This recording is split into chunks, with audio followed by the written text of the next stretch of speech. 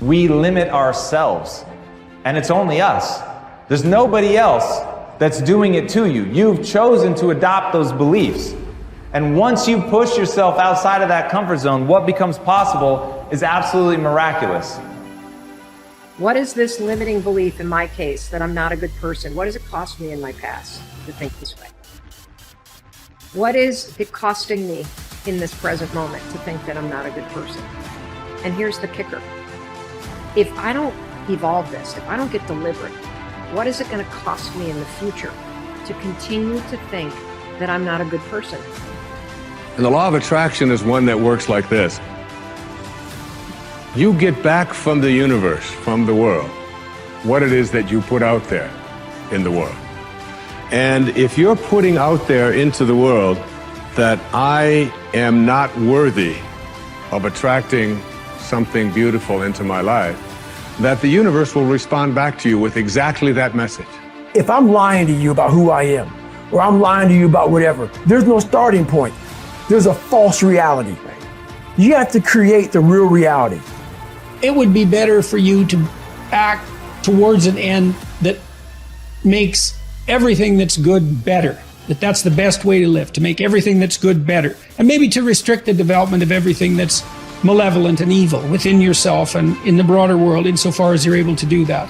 And so I think that's an expression of love, is that because when you love something, you care for it. And the proper attitude towards being, I think, is care. The best thing about life is tomorrow never happens. Yes? If you just know how to deal with what's now, you know how to deal with your entire life. This moment, if you know how to manage your thought, your emotion and your body, rest, drama outside happens. But if this is like this will be joyful and wonderful no matter what's the drama around you. Yes? Oh, what if this happens? What if that happens? Yes, all those things can happen. But you came here to experience life, not to avoid life, isn't it? This is about being able to think like a champion, know what goes on in their heads, understand how you can relate it to your business and whatever you do to take yourself to the next level. And I'll tell you, if you fight with all you have, more often than not, you won't go down at all. You will win. But you have to make that attitude a part of your everyday life. Do the extra repetition. Run the extra mile. Go the extra round. Make the right choices. Give the full measure. Make yourself stronger. Every day, comfort you versus growth you are in a fight. There's a war going on inside you. Comfort you versus growth you. Every day there's a fight, there's a battle, there's a war going on. And you need to decide who's gonna win the fight. It's a daily thing. And the more growth you wins against comfort you, the more you start to grow. The more you start to hit your goals, the more you start to have an impact, the more you start to love yourself. It's painful to understand how much of what you're doing isn't productive. So I'll give you an example. So I've done this a couple of times with classrooms full of students. Usually when I'm lecturing about career development, say, okay, how much time do you waste? So then I get the class to vote. How many of you waste 10 hours a day? It's like 10% of the kids will put up their hands. And it's interesting because I don't define what constitutes waste. I just ask the question. So they're diagnosing themselves, right? I'm not saying you're wasting 10 hours a day. I'm just asking. It's like, given your own attitude, how much time are you wasting? 10 hours a day. So 10% of the people put up their hands. Well, when you get to like 6 hours a day, 80% of the people put up their hands. So then we do the arithmetic. It's like, because I like doing arithmetic with people. People hate arithmetic, but I like doing it. It's like, okay, 6 hours a day. It's 42 hours a week. So let's call that a work week, 40 hours a week. So that's a work week. Let's say, what's your time worth? You're a university student. Well, it's certainly worth minimum wage, because obviously, but it's worth way more than that, because if you spend a productive hour when you're 20, then you gain the benefits of that hour for the rest of your life. So there's the compounding effect of time spent when we were young. So I say, well, let's assume your time's worth $50 an hour, which I think is an underestimate, but whatever. Let's call it 50. We can call it 25, but we'll call it 50. That's $2,000 a week you're wasting. It's $100,000 a year. It's like, how much better would your life be if you weren't wasting $100,000 a year? It's like, what is that over 40 years? $4 million. It's like, you're rich. You don't even know it. Quit wasting time. By your own definition. It's like people shake their heads. Well, I never thought about it that way. It's like, yeah, think about it that way. Don't waste your damn life. I know I'm a weak man. I know that I have sinned. I know that I am not perfect. But if I could have a person who's so much wiser than me, if I could look out into the future and my highest, best, strongest, happiest, boldest self could step into this situation, how would my better self advise me now? And you'll always find that your better self will say, calm down. It's not that big of a deal in the bigger picture. You're stronger than you know. Believe in your ability to figure this out. Take a breath. Take a couple breaths. Know that you could make the situation awful and make yourself feel bad. But that's your choice. Your highest self would tell you, you know what? Handle this well so you can respect yourself later. Your best self would say, handle yourself well now, just to prove that you can. Your best self would say, you know what? If you handle yourself now, you have fewer regrets later.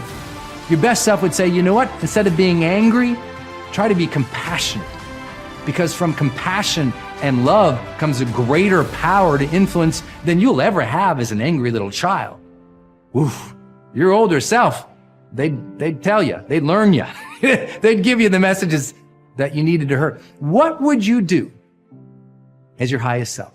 I like my trigger for myself is when I feel those negative emotions, I ask a very specific question. My question is, if I was acting as my highest self now, what would be my next right action of integrity? Coming from a place where I want to be happy as a human being, how would I reply to this? And that changes the game.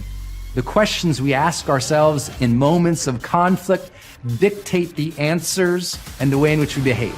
And so I say to you, take a beat, ask the questions, wonder why you're so upset, and let it go.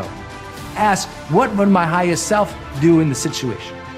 Removing distractions is no small matter in our current culture, but it's critical. How do you do it? First, by maintaining the discipline of practicing your priorities. Don't do easy things first, or hard things first, or urgent things first. Do first things first, the activities that give you the highest return. In that way, you keep the distractions to a minimum.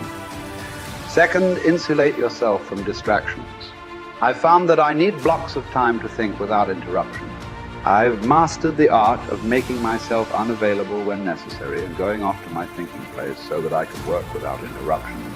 Because of my responsibilities, I am always aware of the tension between my need to remain accessible to others as a leader and my need to withdraw from them to think.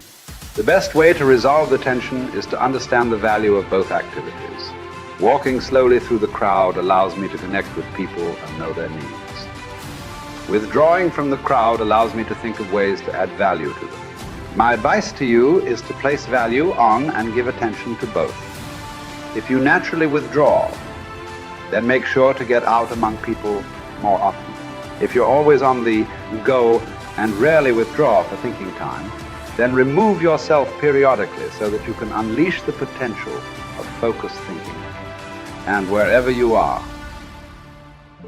be there.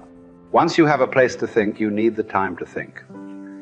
Because of the fast pace of our culture, people tend to multitask. But that's not always a good idea. Switching from task to task can cost you up to 40% efficiency. According to researchers, if you're trying to accomplish many things at the same time, you'll get more done by focusing on one task at a time, not by switching constantly from one task to another.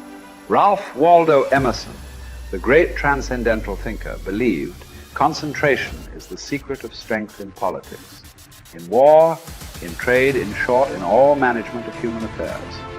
To help me concentrate on the things that matter, I work to keep important items before me. One way is to ask my assistant to keep bringing it up, asking me about it, giving me additional information in reference to it. I'll also keep a file or a page on my desk so that I see it every day as I work. That strategy has successfully helped me for 30 years to stimulate and sharpen ideas. If you've never done it, I recommend that you try it.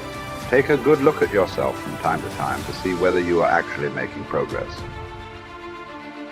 That is the most accurate measure of whether you are making the best use of focused thinking. Ask yourself, am I seeing a return for my investment of focused thinking time? Is what I am doing getting me closer to my goals?